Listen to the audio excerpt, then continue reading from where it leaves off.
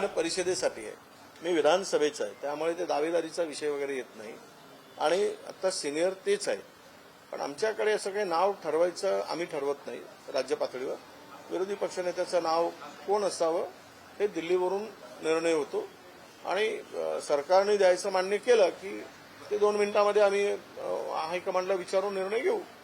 पण सध्या तरी सिनियर मात्र बंटी पाटीलच आहे, त्यामुळे विधान परिषदेमध्ये विषय नाही. मी विधानसभेच्या विरोधी पक्षनेता राहिलेलो आहे आणि विधानसभेमध्ये तो वाटा शिवसेनेच्या वाट्याला आहे. ते पद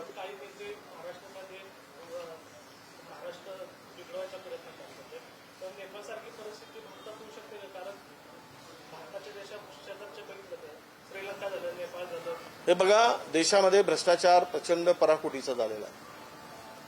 भ्रष्टाचाराला सीमाच राहिला नाही. लुटलं जात आहे, देश हे लुटला जातोय आणि राज्य लुटलं जातोय. आणि आपण पाहतोय की राजकारण हे समाजसेवेचं एक कारण होतं किंवा समाजसेवेचा एक मार्ग होता, पण आता केवळ राजकारण हे धंद्याचा मार्ग झालेला. मी जबाबदारीनं सगळ्या मीडियांच्या पुढे बोलतोय आणि ती घाण महाराष्ट्रामध्ये असेल, देशामध्ये प्रचंड वाढलेली आहे.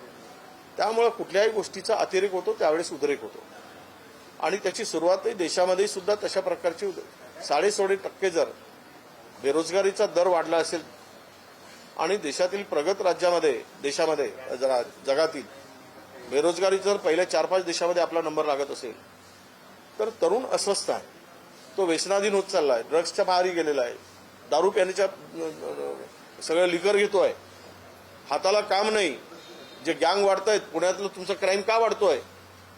आणि आता आम्ही सगळं काही आढावा घेत होतो त्यावेळेस आमच्या लक्षात आलं, ज्या समितीचा मी सदस्य, मी जेलला आता भेट देणार होतो, आम्ही जेलला सुद्धा भेट देणार आहे. अनेक साले तरुणांना तिकडे त्या ठिकाणी बाहेर पडलं की त्यांच्या मिरवणुका निघतात आणि 20च्या 25च्या वयातली तरुण त्यांचा जय जयकार करत बाहेर निघतात क्रिमिनलचा. तर याचा अर्थ हाच आहे की हाताला काम नाही आहे. आणि मग म्हणून सरकार काय करत आहे की शेवट ते ठीक आहे, फूड ऑफ राईटचा आम्ही ते 5 किलो धान्य आणि देत आहे म्हणून थोडं ते 10 किलो धान्य मिळते, त्यामुळे पोट तरी भरत चालला आहे, नाही तर तो उद्रेक तर फार मोठा झाला असता.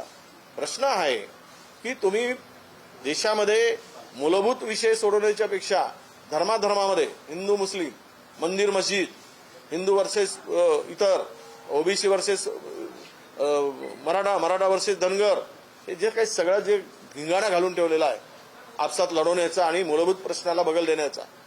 शेतकरी आत्महत्या करतोय, महाराष्ट्र हा शेतकऱ्यांचा आत्महत्यांचा हब झालेला आहे. पण इथे कोण बघतं, या विषयाकडे कोणाला लक्ष आहे.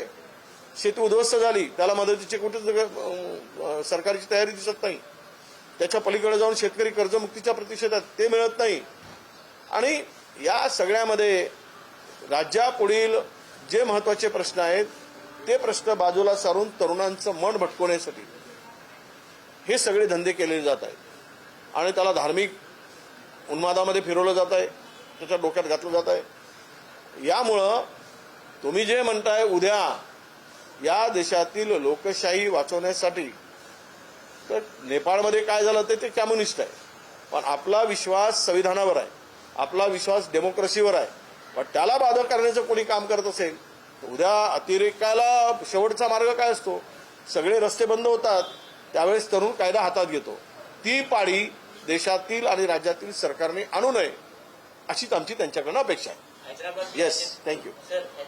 लास्ट जे नाव आहे जे बंजारा समाजाचे एससी मध्ये नाव आहे असं त्यांची मागणी आहे की आता आम्हाला मग एससी द्यायचं. तुम्ही बघा, नाव नाहीच आहे. प्रश्न इश्यू झालेत असे. हैदराबाद गॅजेटियरमध्ये नाव नाहीच आहे, नावाचा उल्लेखच नाही, फक्त जातीचा कॅटेगरीचा उल्लेख आहे. त्याने हे ठरवलं आहे की 9 लाख मराठवाड्यामध्ये ओबीसी आहेत, 22 लाख मराठा आहे, बंजारा हे इतका याच्यात आहे, इतकी ते संख्या दाखवली. तिथे सरनेम नाही, नाव नाही, पर्टिक्युलर कोणाचा उल्लेख नाही.